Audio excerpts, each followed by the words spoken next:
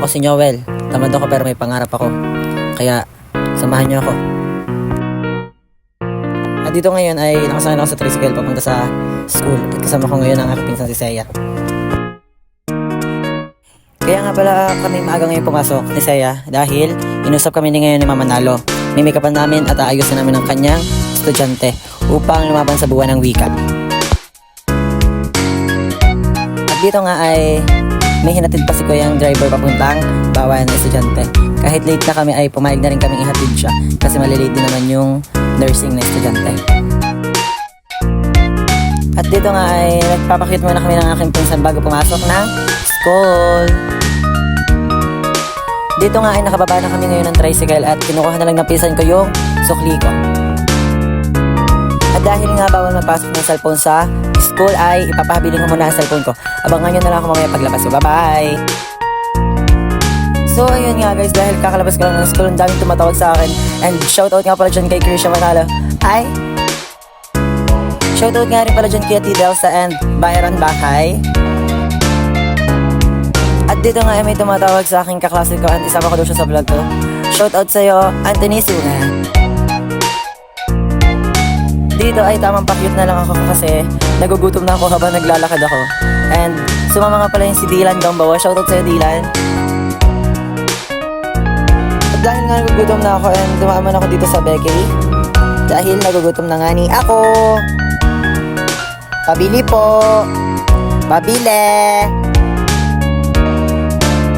Halos kanda mamaos na ako dito sa kasalita ate. Hindi ka pa rin talaga nalabas. Buti, dumating ka na. Dahil gutom na nga ako, ay dali-dali ko na ang kinain ng aking biniling tinapay. Oh, minakaway-kaway sa likod mga barkada ko. Oh, shoutout sa inyo guys.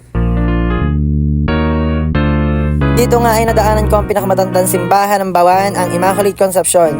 Dahil bare months na, samahan mo naman ako sa simbang gabi. Ay, joke lang po.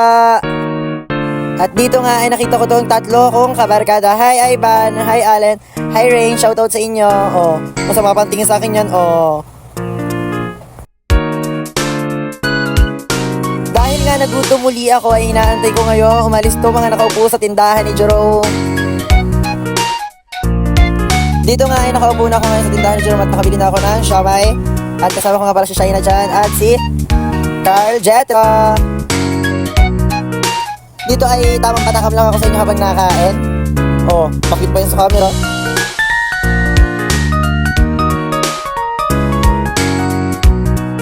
At dito ay tumaan ako sa Jewish Bro dahil nababanasan ako. At bigla nga pala dito dumating sina Jonathan at itong si Ate Girl. Thank you nga po pala sa paglibre ng Okinawa. At ito nga, ginabi na ako pauwi sa aming tahanan. At ayan, nasa may Santo Domingo na tayo. Dito ay dumaan ako sa seaside at sisilipin ko kung maraming tao ngayon sa pariyahan. At dito nga ay naglalakad ako pauwi sa amin dahil kakunti pa ang tao sa pariyahan.